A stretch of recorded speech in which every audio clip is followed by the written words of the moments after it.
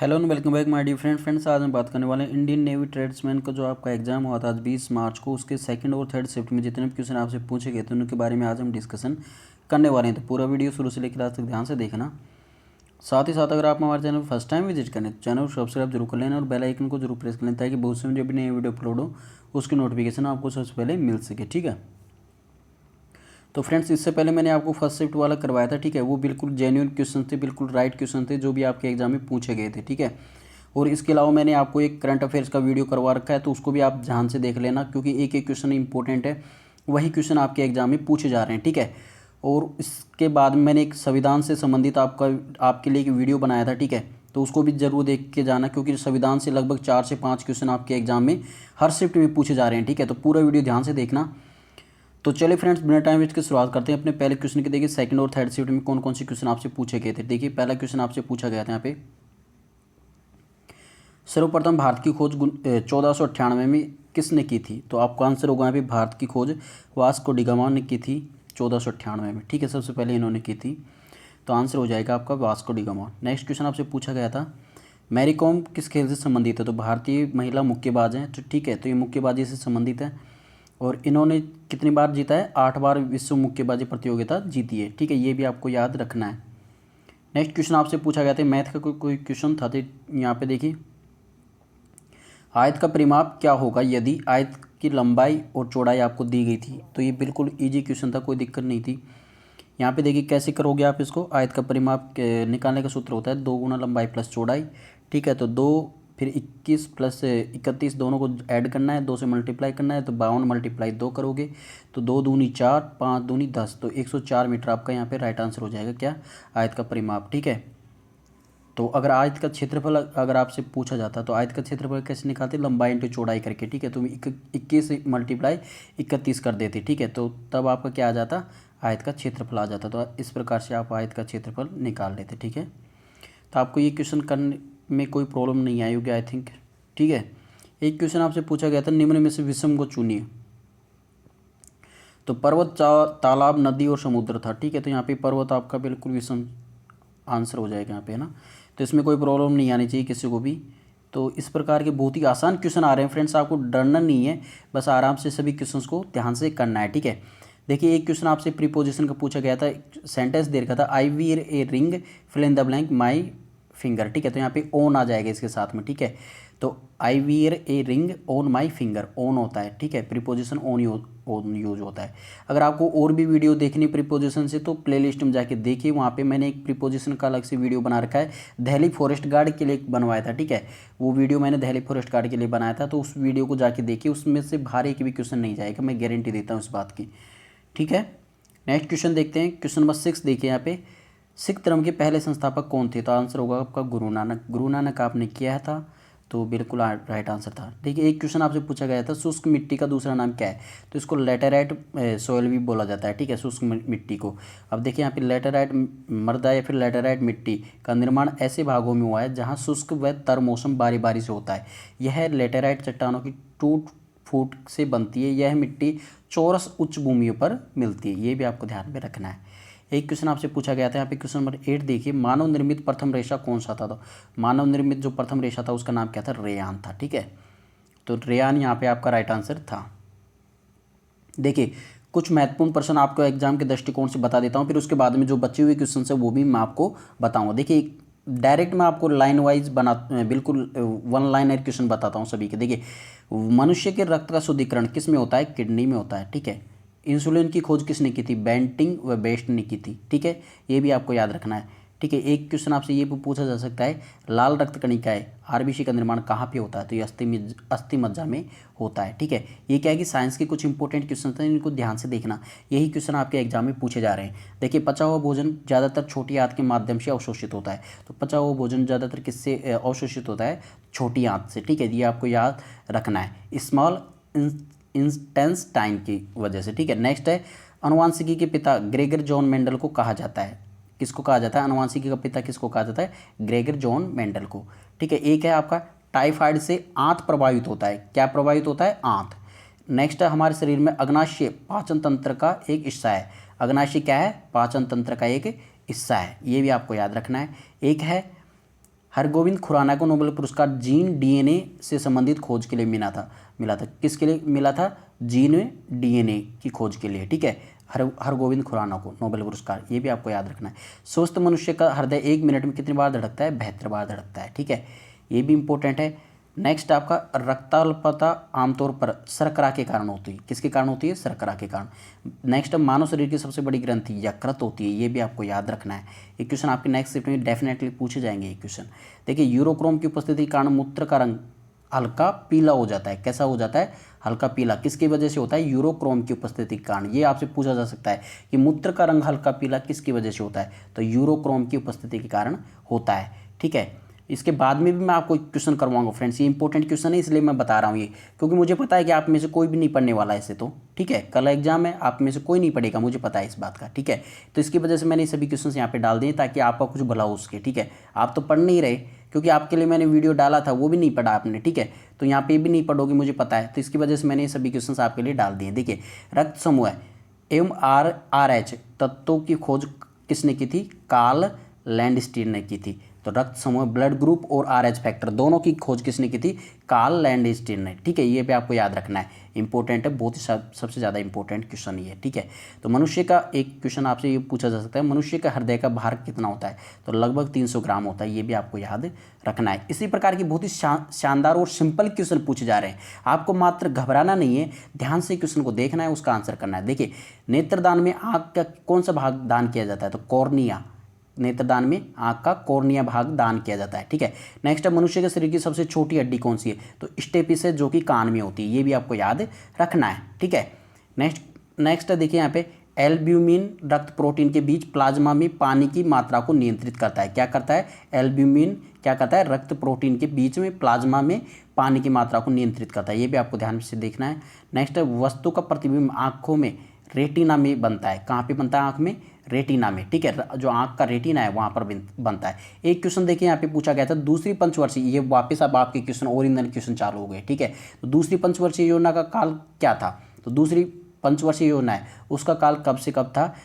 1956 से 1961 के बीच में था, ठीक है। अब देखिए, इसके बीच में मैं कुछ इंपॉर्टेंट आपको पूरी पंचवर्षीय योजनाएं बता देता हूँ। मुझे पता है कि आप में से कोई नहीं पढ़ेगा, गारंटी है इस बात की, ठीक है, लेकिन मैं आपको लिए बता देता हूँ डायरेक्टली ताकि आपको एग्जाम में बेनिफिट मिल सके। देखिए, भारत में पंचवर्षीय योजना की शुरुआत सर्वप्रथम जवाहरलाल नेहरू ने के समय में शुरू हुई थी, और भारत की पहली पंचवर्षीय योजना 1951 में हुई थी, शुरू की गई थी, और जो भारत की 12वीं और अंतिम परियोजना थी वो 2017 में खत्म हो गई है, ठीक है। अब देखिए, ये परियोजनाएं तो सब खत्म हो गई, अब कोई सी परियोजना नहीं चालू होगी, ठीक है। अब देखिए, इसके बारे में 12 पंचवर्षीय योजना चली थी, अब इन सभी को खत्म कर दिया है। तो अभी आपको मैं एक एक करके पूरी पंचवर्षीय योजना फटाफट बता देता हूँ ताकि आपको एग्जाम में बेनिफिट मिल सके। देखिए, प्रथम पंचवर्षीय योजना के बारे में पढ़ते हैं। देखिए, इस योजना की अवधि 1951 से 1956 थी, ये आपको याद रखना है। ये योजना हैरोल्ड डोमर मॉडल पर आधारित थी, ठीक है। नेक्स्ट है, इसका मुख्य ध्यान देश में कृषि विकास पर था, यह आपको याद रखना है कि प्रथम पंचवर्षीय योजना का मुख्य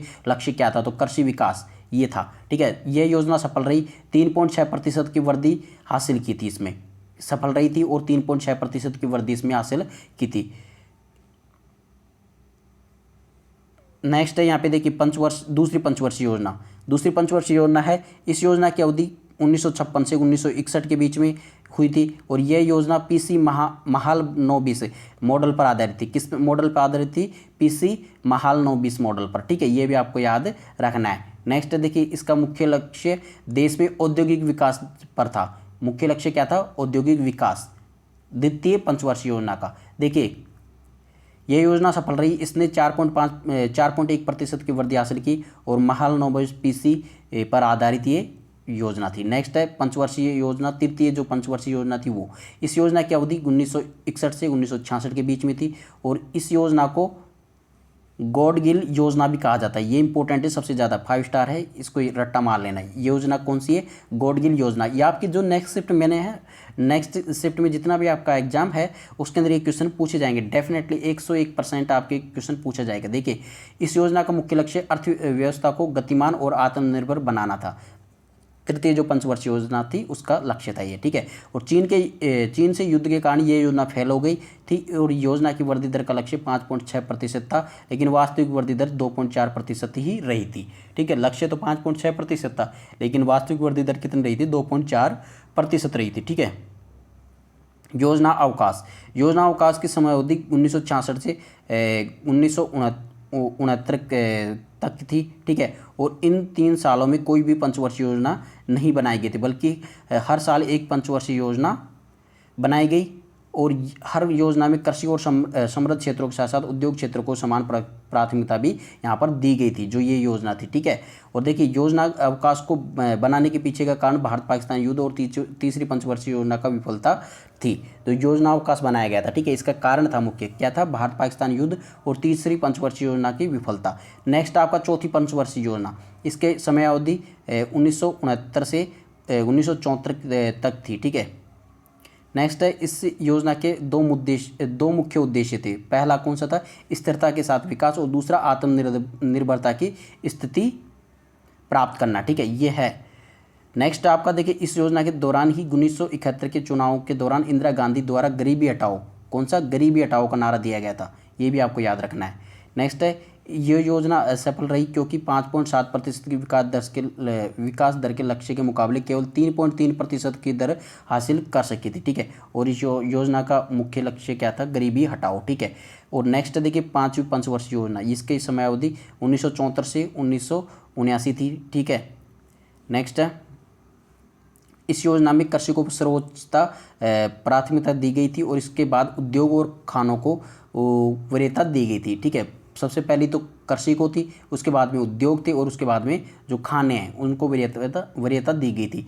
नेक्स्ट है देखिए, कुल मिलाकर इस योजना सफल रही, जिसने 4.4% के लक्ष्य के मुकाबले 4.8% की वृद्धि दर हासिल की थी। तो ये योजना सफल रही थी, ठीक है। देखिए, इस योजना का ड्राफ्ट डीपी धर द्वारा तैयार किया गया था। नवनिर्वाचित मोरारजी देसाई सरकार ने इस योजना को समय से पहले 1978 में समाप्त कर दिया था, ठीक है, ये भी आपको याद रखना है।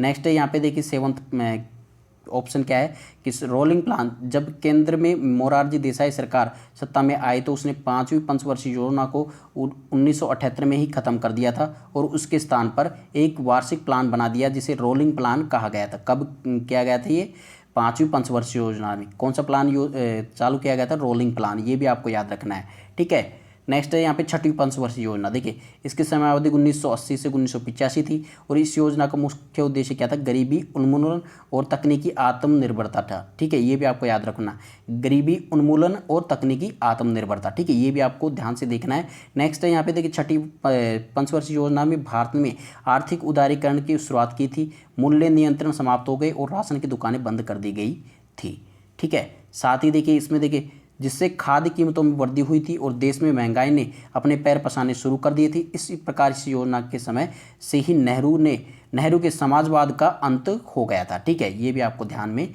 रखना है। नेक्स्ट है देखिए, इस योजना के समय से देश में फैमिली प्लानिंग की शुरुआत और नाबार्ड बैंक 1982 में स्थापना की गई थी। नाबार्ड बैंक की स्थापना, ये भी आपसे पूछा जाएगा एग्जाम में, ठीक है। तो नाबार्ड बैंक की स्थापना कब की गई थी, 1982 में की गई थी, ये भी आपको ध्यान में रखना है, ठीक है। और कौन सी योजना में की गई थी, 6वीं पंचवर्षीय योजना में नाबार्ड बैंक की स्थापना, ठीक है।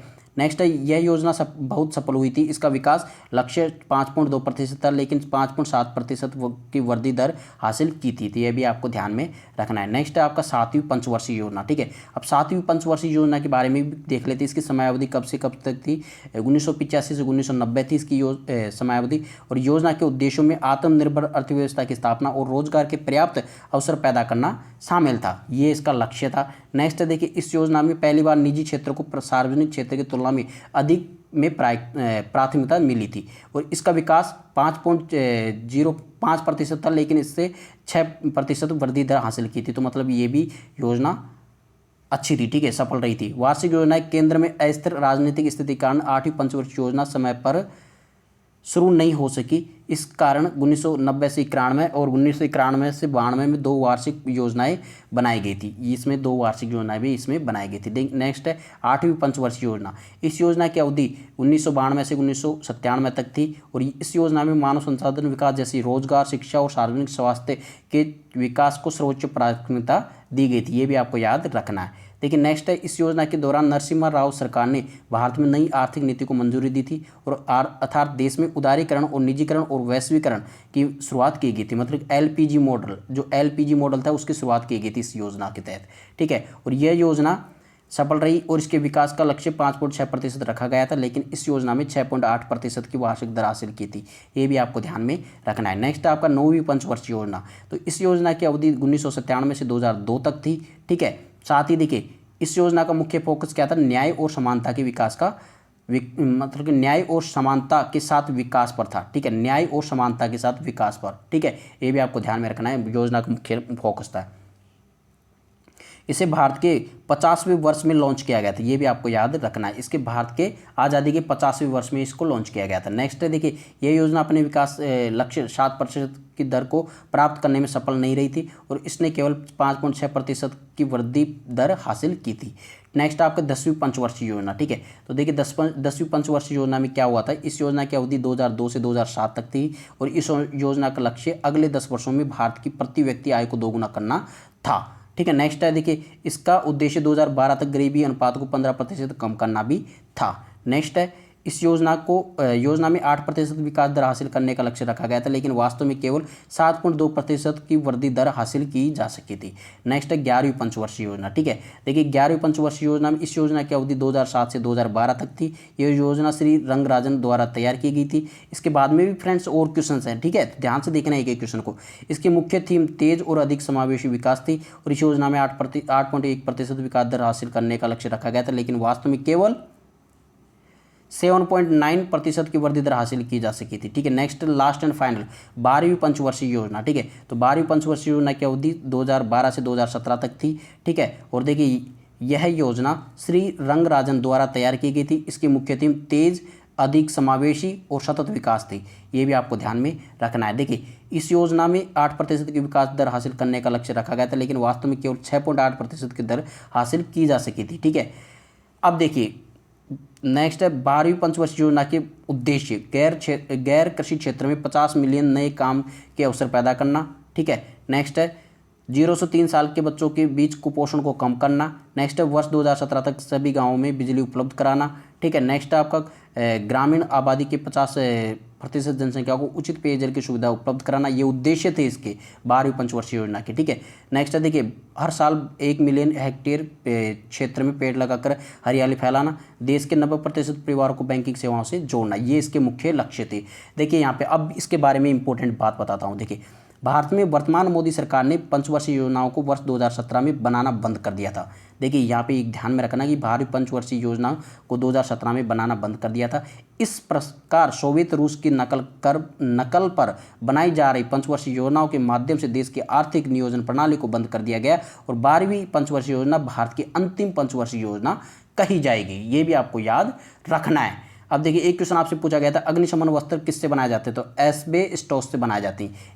इंपॉर्टेंट है, याद रखना। नेक्स्ट है क्वेश्चन नंबर 11, देखिए यहाँ पे कृषि से संबंधित कानून बनाने का अधिकार किसको प्राप्त है, तो ये राज्य की सरकारों को प्राप्त है, ठीक है। नेक्स्ट है प्राथमिक उपभोक्ता में कौन आते हैं, तो प्राथमिक उपभोक्ता में कौन आते हैं, देखिए जो जीव हरे पौधे अर्थात उत्पादकों से भोजन प्राप्त करते हैं उन्हें प्राथमिक उपभोक्ता या शाकाहारी कहते हैं। जैसे गाय, भैंस, बकरी, हिरण, खरगोश, हाथी, टिड्डा आदि, ये सभी क्या है, प्राथमिक उपभोक्ता है, ठीक है। एक क्वेश्चन आपसे पूछा गया था last and final, potassium chloride का रासायनिक सूत्र क्या होता है, KCl होता है। तो KCl आपका यहाँ पे राइट आंसर हो जाता। तो फ्रेंड्स ये थे आपके सभी क्वेश्चन जितने भी मुझे मिले थे, आपके पूछे गए क्वेश्चंस। आई होप फ्रेंड्स आज की वीडियो आप सभी को पसंद आएगी। वीडियो पसंद आया तो लाइक, कमेंट और शेयर जरूर करना।